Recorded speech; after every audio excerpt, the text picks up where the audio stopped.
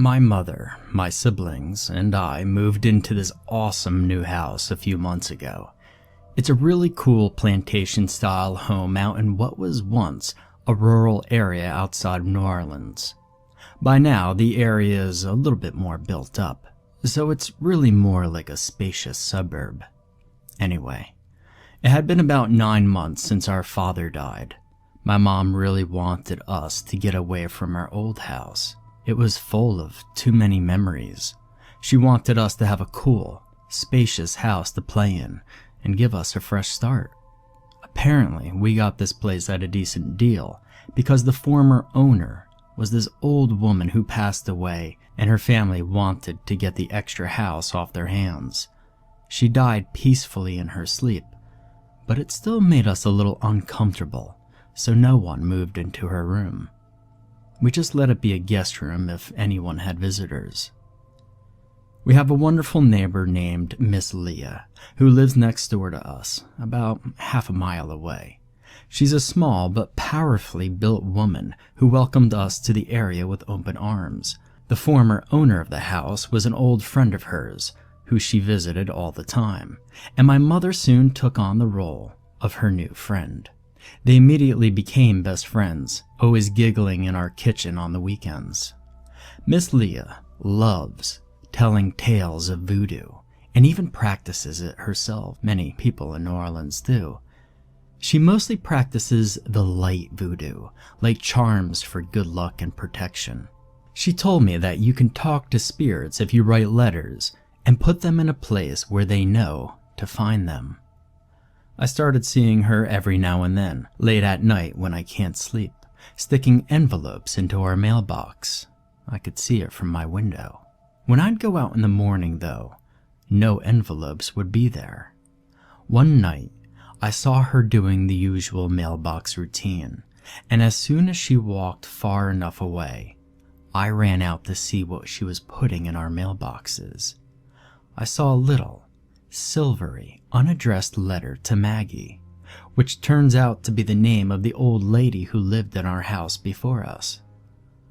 I always thought Miss Leah was joking about talking to the dead, but it's clear she practices it herself. Just to test things out, I stood at that mailbox, watching it for a few hours. Eventually, the sun began to break over the horizon, so I figured I had waited ample time. I opened the mailbox. The letter was gone. At first, I was in complete disbelief, but then I was overcome with excitement. If Miss Leah could talk to Maggie, maybe I could talk to my dad. I keep a little shoebox under my bed. It's full of little trinkets and pictures that remind me of my dad. I go through it every now and then when I miss him the most, as sort of a therapy. A few nights after trying to rationalize what had happened with the note to Maggie, I decided the best way to test it out was to try it myself. I wrote a letter to my dad, which felt silly at first because I don't know what dead people like to talk about. I wrote, "Dear Daddy, miss you. How are things on the other side? Mom bought this cool house for us and we have a fun neighbor named Miss Leah. We're all doing okay over here, but I especially miss waking up every morning to the sounds of your loud singing in the shower. I hated it back then, but now I realize how funny and charming it was. Sincerely, Julia." I placed the note into my special shoebox and slipped it back under the bed. When I woke up in the morning, it wasn't there. I wasn't sure how to handle it. Did he really get the message? Does he write back? What do I do now? Well, I still needed to go to school that day, so the excitement of my supernatural letter writing subsided, and I headed over to the bathroom to get ready. My older brother was singing his lungs out in the shower, something unusual for him, but I figured he was just trying to become more like our dad. I knocked on the door. "Hurry up in there. I need to pee." The singing continued. "Jay, how much longer are you going to take?" And the singing continued. Then someone tapped on my shoulder. I turned around. It was Jay. He said, "Calm down, Julia. I'm not even in the bathroom. Is the door locked? Let me see if I could jimmy it open for you." He opened the door with ease, and the bathroom was empty. No singing. The shower wasn't running, but the tub was wet. I walked in and started brushing my teeth, amused by what had just happened. I noticed the mirror was a little bit foggy, as though from shower steam. There was a message written in the mirror. It said, "How bad do you miss me?"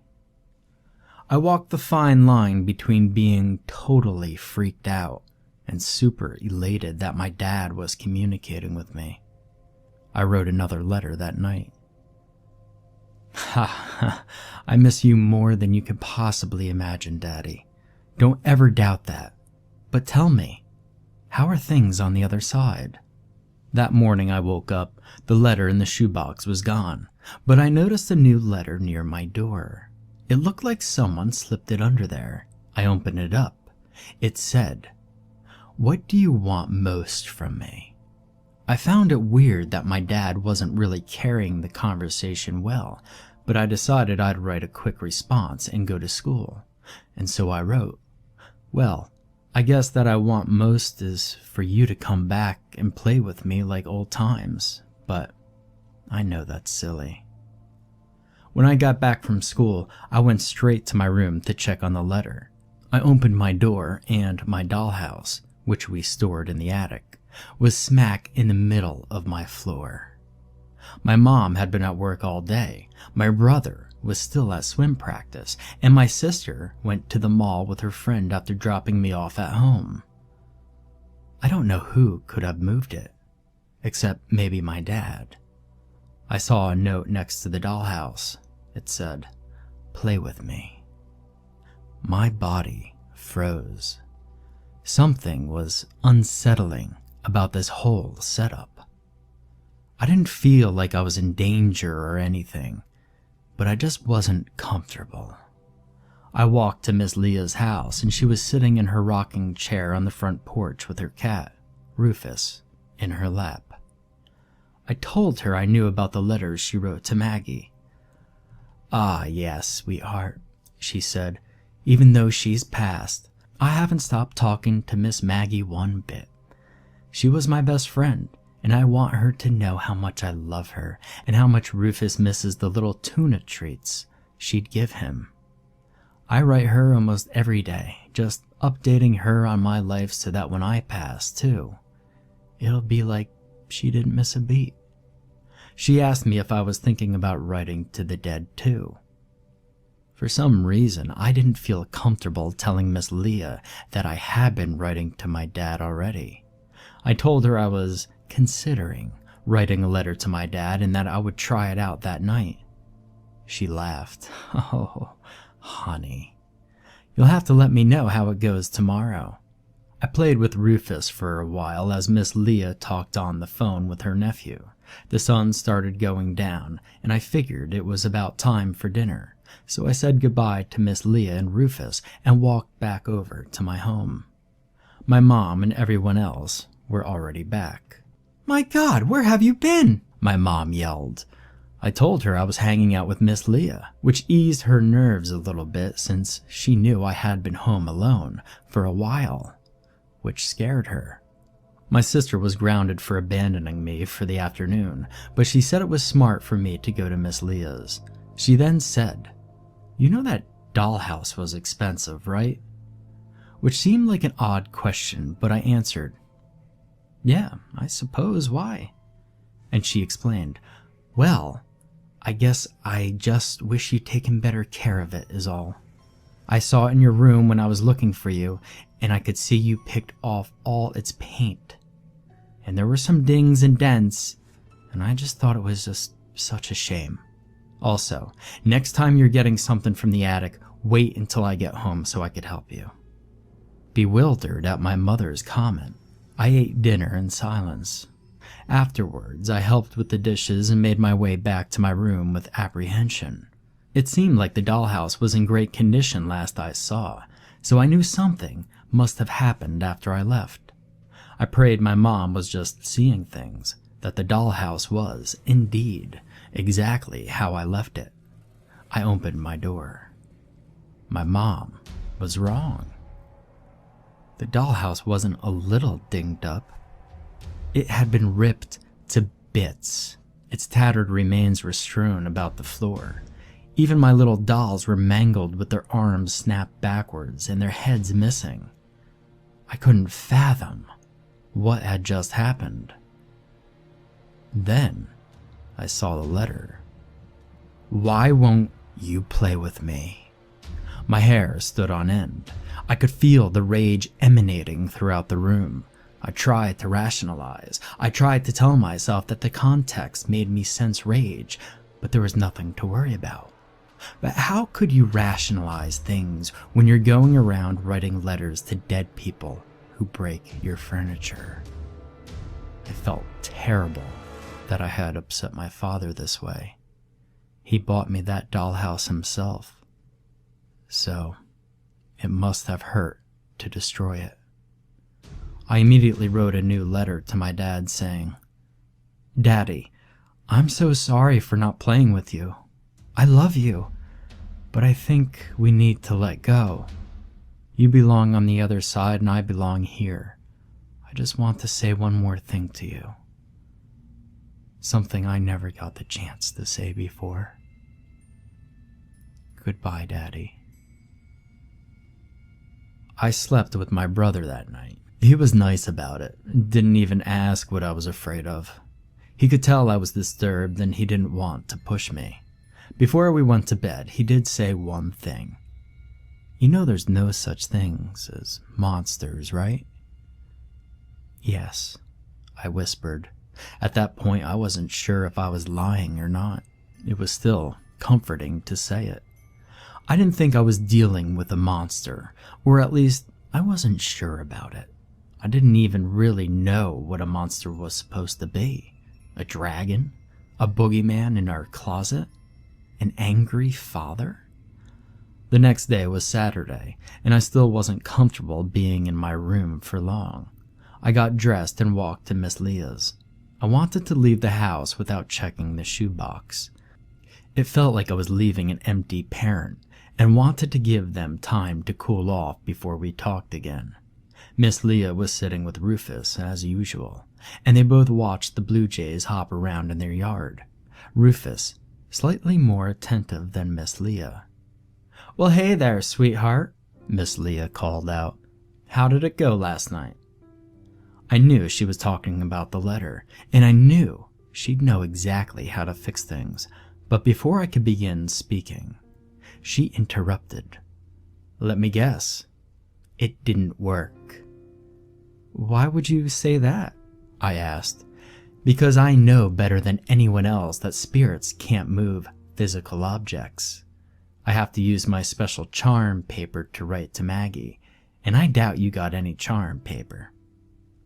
I felt a little ashamed after that. I'm not sure why. I guess I just felt like I'd been deceiving Miss Leah. I didn't tell her the whole story. I just told her I thought it worked because the letter was gone. "Well, Julia, my best guess is you've got a prankster in your house. Probably your brother. He's too silly for his age." She went on about all the things she told Maggie. She said it didn't happen often, as it was hard for Maggie's frail little spirit to do much of anything except read, but Maggie would sometimes write back. Maggie said she hadn't crossed over yet, but when she did cross over, she wouldn't be able to get the letters anymore. Maggie said that she loved Miss Leah and her letters, but one day she needed to move on. She said eventually Miss Leah wouldn't have the strength to write letters, and they would become fewer and fewer. Once Maggie knew it was too hard for Miss Leah to write anymore, she'd cross over and wait patiently with Petunia, another one of Miss Leah's cats who had passed away. Maggie said Miss Leah would know when she crossed over because her letters would stay in the mailbox, and no one would take them. I wandered home later that afternoon wondering if my dad was ever going to cross over. I wasn't sure how to feel. I know what I saw and what I did. I wrote letters to my dad. I left them where he'd check, which is our box. They were gone later. I heard him in the shower. I saw his message in the mirror. I saw the dollhouse and his notes. I know no one in the house could have moved that dollhouse. I was certain it was Daddy. I arrived in my room, fragments of the dollhouse still scattered about the floor. I remembered the last letter I wrote, the one that asked my dad to move on. I was afraid he'd be angry with me. I was afraid he'd accuse me of not loving him enough, of lying to him. I didn't want to check the box, but I needed to see if he got the message. I opened it. The letter was gone, but in its place was a new letter. It said Julia on the cover, so I knew it was for me.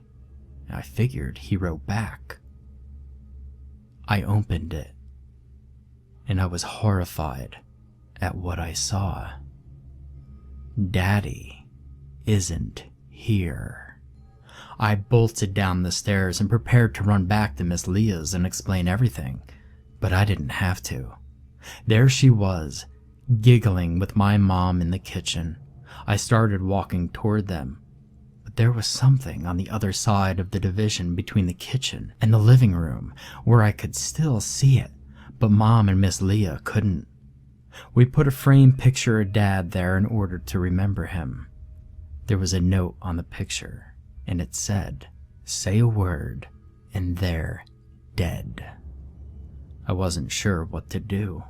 I knew I needed to keep quiet, but I also knew that something very, very sinister was going on, and there was nothing I could do to stop it. My sister and brother were going to a big house party, and my mom wanted to go hang out with her girlfriends that night, so Miss Leah actually came over to take me to her house for the night. My mom tried to apologize for the late notice, but I was also excited to get out of the house and away from whatever it was, that she didn't even get to finish her apology. That night, Miss Leah let me stay up late with her and Rufus. At around 12 in the morning, she started writing a letter on her special charm paper. It was very thin and glowed a silvery hue. I asked her how to make it, and she said that it comes from the soul. We walked to my house together and put the letter in the mailbox. The next day, my mom picked me up and we stopped by the mailbox because someone had pulled the lever up. There was a note for Miss Leah there, and I knew exactly whom it was from. The paper had the same thinness and silvery glow. Mom wrote it off as someone dropping it off in the wrong box and asked if I would run back and give it to Miss Leah. I sprinted down the street to Miss Leah's. She opened the letter and began reading while I sat and waited with Rufus. When she was done, Miss Leah's face turned pale. I never thought I'd seen such a white porcelain complexion on a live human being. All the color was gone from her face, and she trembled. She was clearly disturbed. Very disturbed. She told me not to go home, that she'd call my mom and everyone would come over for lunch. She immediately put down the letter and picked up her phone. Once her back was turned, I took the letter to read it. "Dearest Leah, so sorry I've taken such a long time to write back to you. It seemed that I lacked the spiritual power necessary to write. Heck, I could hardly even write when I was alive and had hands. The lady who moved into my old house with her family is lovely as ever, and I want you to know that I've been watching y'all's friendship, and I'm so happy for you. I miss giggling in the kitchen with you, but watching you and her talk is almost as good. I'll bet you met all her children as well. Most of them are sweet as can be. Jay has a heart of gold and seems to really care for the family. Catherine has a great sense of humor. Always makes me and the rest of the family laugh. Julia is a curious little one. She reminds me a bit of you. Then there's the fourth child. It's a vicious little thing. You know the one I'm talking about. The one with the black eyes and the long, dark claws that lives in my old room. It's always causing ruckus. I'm glad I'm dead because that little scoundrel really gives me the creeps. It watches poor Julia as she sleeps and leaves awful little notes around the house. I noticed the other day that it started taking knives out of the drawers at night and bringing them under the bed with it. That mother should really do something about keeping it under control. Perhaps you could help with that. Can't wait for your next correspondence. Signed, fondly, Maggie. I couldn't breathe. I just sat, frozen, as Miss Leah screamed into the phone. Oh God, please tell me y'all are okay. Please pick up the phone. Please pick up the phone. She decided to call 911. When the police got to my house, Miss Leah and I waited outside. They found my mom, my brother, and my sister. They found them all over the house, lacerated into shreds of flesh. They couldn't determine how it happened. Figured it was a wild animal or something. But Miss Leah and I knew how it happened.